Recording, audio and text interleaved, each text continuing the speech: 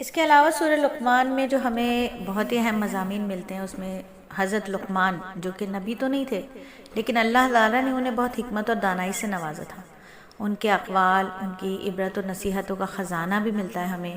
ان کا کلام جو ہے وہ بہت حسین ہے، اس میں دور اندیشی ہے، ان کے کلام میں خاموشی ہے، تفکر ہے، ان کے ارشادات بہت ہی فائدہ مند ہیں، نصیحت آموز ہیں۔ اللہ تعالیٰ نے ان کی وہ 5 نصیحتیں ذکر فرمائیں جو انہوں نے اپنے بیٹے کو کی تھی، بڑی قیمتی اور جامع نصیحتیں جو کہ عقیدہ، عبادت، سلوک اور اخلاق سے تعلق رکھتی ہیں۔ نمبر 1 انہوں نے فرمایا،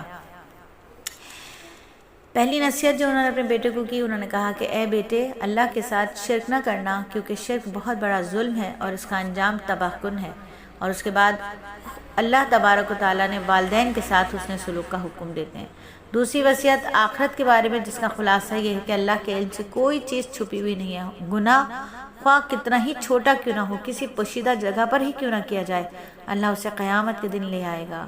اللہ تعالیٰ ہماری خلوتوں کو پاک فرما دے، اللہ تعالیٰ ہماری تنہائیوں کو پاک فرما دے، اللہ تعالیٰ ہمیں شرک سے بچائے، ہمیں والدین کے ساتھ حسن سلوک کرنے کی توفیق عطا فرمائے اور ہمیں اپنے والدین کے لیے بہترین صدقہ جاریہ بنائے، ہماری اولاد کو ہمارے حق میں صدقہ جاریہ بنائے اور ان کی اولاد کو ان کے حق میں، اور یہ سلسلہ تا قیامت چلتا رہے۔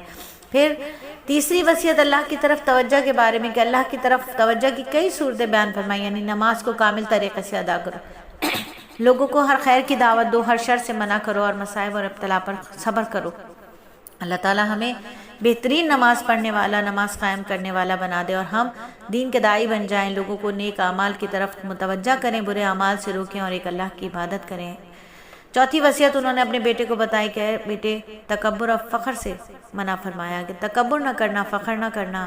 زمین پر تم فخر کر کے تکبر کے ساتھ چلو گے تو زمین کو پھاڑ نہیں سکتے۔ تو اللہ تعالیٰ ہمیں تکبر جیسی بری بیماری سے، روح کی بیماری سے بچائے۔ پانچویں وصیت میں اپنے بیٹے کو اخلاق کریمہ کی طرف متوجہ کیا، یعنی چال میں بیانہ روی اختیار کرو، بولتے وقت اپنی آواز ہمیشہ نیچی رکھو، آواز نیچی، پست آواز سے بات کرو، ہلکی آواز میں، نرم لہجے سے بات کرو۔ اللہ تعالیٰ ہمیں اخلاق کے ساتھ زندگی گزارنے والا بنائے۔ پھر آگے مشرکین کی تردید ہے کہ وہ توحید کے دلائل کا مشاہدہ کرنے کے باوجود شرک پر اصرار کرتے ہیں، حالانکہ خود ان سے سوال کیا جائے کہ آسمان زمین کو کس نے پیدا کیا تو وہ یہی کہیں گے کہ اللہ کے خالق ہونے کا اقرار کرتے ہیں کہ اسی نے پیدا کیا۔ سورت کے اختتام پر بتایا کہ 5 چیزوں کا علم صرف اللہ کے پاس ہے، قیامت کب آئے گی، بارش کہاں اور کتنی برسے گی، شکم مادر میں بچہ کن اوصاف کا حامل ہے، انسان کل کیا کرے گا، موت کب اور کس جگہ آئے گی۔ ان 5 چیزوں کا علم اللہ کے سوا کسی کو نہیں، اور ان 5 مغیبات، غیب کی باتوں کو رسول اللہ صلی اللہ علیہ وآلہ وسلم نے غیب کی چابی قرار دی، اور یہاں کا سورہ مکمل ہوتی ہے، اور اس کے آگے ہماری سورت ہے سورہ سجدہ۔